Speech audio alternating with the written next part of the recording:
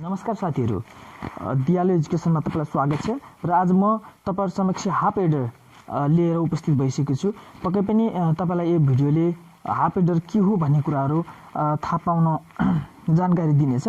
र half adder भनेको एउटा कम्बिनेशनल सर्किट हो जसले चाहिँ दुईवटा बिट्सहरुलाई के गर्छ, एड गर्ने काम गर्छ र दुईवटा बिट्स एड गर्ने भावनाले यसको इनपुट चाहिँ दुईवटा बाइनरी डिजिट्स ए बी मैले नोटेसन गरे, टु भेरिएबल अनि हाफ एडरको सम दुईवटा हुनेछ, त्यो भनेको एउटा सम एउटा क्यारी। र यो बाइनरी हाफ एडरको ट्रुथ टेबल कसरी हुन्छ त, input A B, output sum plus carry. अब हामीले दुईवटा भेरिएबलको पोसिबल आउटकम्स भनेको चारवटा हुन सक्छ। 2 0 0 plus sum will be 0 and carry also 0, 0 plus 1 sum 1 carry 0, 1 plus 0 sum 1 carry 0, 1 plus 1 sum 0 carry 1। र अब यो ट्रुथ टेबलबाट हामीले सम र क्यारीको छुट्टै छुट्टै सर्किट डिजाइन गर्नुपर्ने हुन्छ युजिङ के म्याप।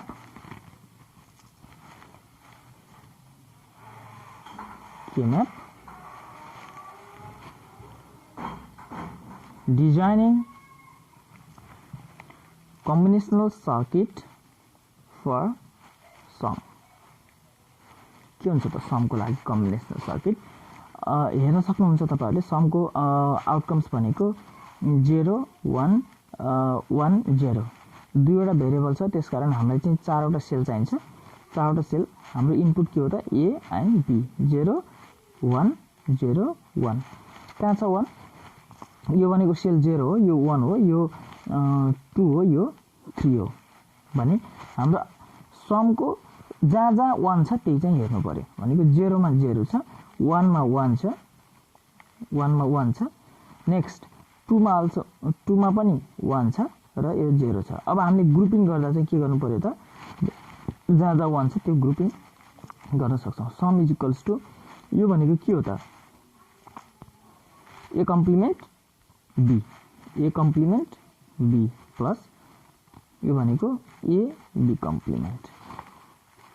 अब यसमा चाहिँ हामीले हेर्न सक्नुहुन्छ यो भनेको के हो त, एक्सआर रिलेसनशिप हो। एक्सआर रिलेसनशिप भनेको तपाईहरुको यसलाई हामीले अर्को तरिकाले के लेख्न सक्छौं, this will be the final.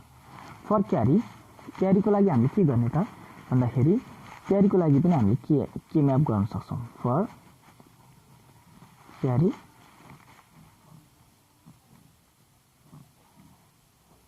A B. यसको एउटा मात्रै भ्यालु के छ, हाई छ, त्यो भनेको कतिमा 3 मा। हामीले यसलाई चाहिँ के लेख्न सक्छौं त, क्यारी इक्वल्स टु ए बी। अब हामीले यसको र यसको हामीले सर्किट डिजाइन गर्न सक्छौं। कसरी हेर्नुस्, आउनुस् म तपाईहरुलाई सर्किट डिजाइन गर्न सिकाउने छु। यो भनेको एक्सआर, दुईवटा इनपुट छ, सम, दुईवटा इनपुटको हामी प्रोडक्ट निकाल्छौं।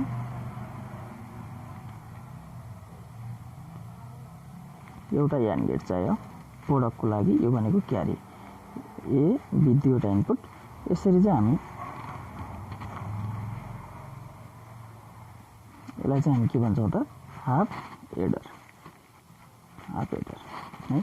यसरी चाहिँ हामीले हाफ एडरको सर्किटहरु बनाउन सक्छौं। यो हाफ एडरमा दुईवटा गेट युज भएको छ, एउटा चाहिँ एक्सआर गेट, अर्गेट, यो भनेको एन्ड गेट।